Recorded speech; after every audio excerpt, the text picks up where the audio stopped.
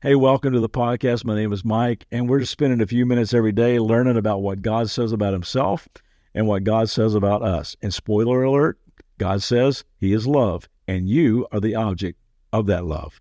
We're talking about identity theft this summer, and we started a discussion yesterday about how a stupid piece of reflective glass can really mess with our identity.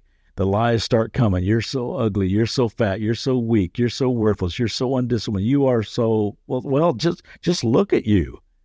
We talked yesterday about how it's important to really know what God says so that when the lies start coming, we already have the truth stuck in our heart. So let's add this one today. Not only do you need to know what God says, you got to see how God sees. You got to see how God sees. You know, it's one thing to look beautiful. It's another one to be beautiful. You ever seen somebody who you thought was just like drop dead gorgeous, super handsome, hot even, and then you get to know a little bit about them, and they're not so attractive anymore? You see, true beauty, real handsomeness, is an inside-out kind of thing. At least that's the way God sees it. There's a story about a time God chooses the least likely guy named David to be the king of Israel, and people are scratching their heads because he didn't look the part. And God says this, the Lord does not look at things human beings look at. People look at the outward appearance, but the Lord looks at the heart. Now, I'm really going to date myself right now, but anybody remember the old show, Sanford and Son? Hey, you maybe seen it like on TV Land, on cable television. It's about this old guy who was a junk dealer. He was always grabbing his heart like he's having a heart attack. This is the big one. This is the big one. I never thought I would do this, but can I quote Fred Sanford? I'm going to anyway. He said this, beauty is skin deep, but ugly goes all the way to the bone. I never thought I would quote him. And you know what? He's not far off, really. I mean, you can go out with someone who's physically attractive, and then you watch how they treat the servers at the restaurant, or you notice how they talk about other people, or how they talk about themselves all the time, and you think, you know what? Old Fred Sanford is right. If we're going to get a handle on this whole beauty obsession, body image deal, we're going to have to start to see how God sees.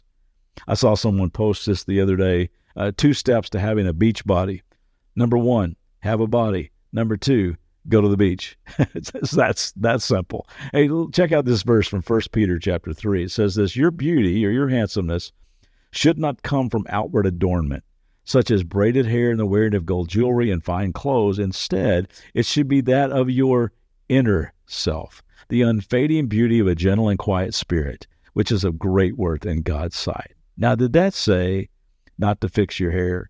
Did it say you shouldn't moisturize your skin? Did it say you shouldn't work out and wear cool clothes or jewelry? No, all that stuff's totally okay.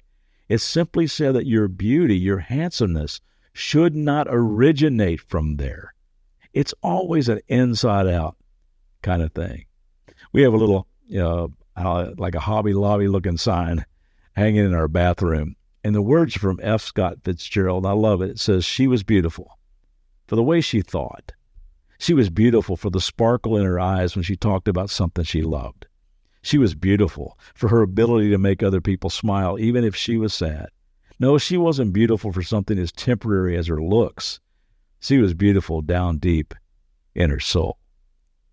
You know, I'm not the most fashionable guy in the world. I'm not a student of trends and such. Most of my clothes come from thrift stores these days. I'm into comfort, and I'm sure someday, to the embarrassment of my kids, I'll fall completely off the fashion train. I'll pull my pants up to my armpits and get shoes with Velcro ties.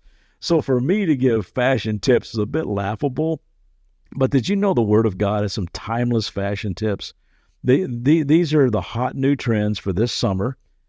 Actually, these never go out of style and work for every season. That same guy we've been talking about, Paul, writes this, so chosen by God for this new life of love. Dress in the wardrobe God picked out for you. Compassion, kindness, humility, quiet strength, discipline. Be even-tempered, content with second place, quick to forgive an offense. Forgive as quickly and completely as the Master forgave you. And regardless of what else you put on, wear love. It's your basic all-purpose garment. Never be without it.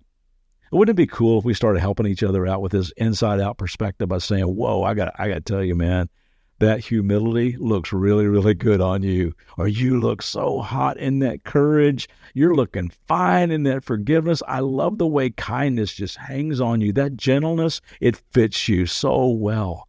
and we start helping each other see as God sees from the inside out, that we notice the right things about people today, and maybe even let them know what you see, and begin to see yourself the way God sees you, and let yourself know as well. See you back tomorrow.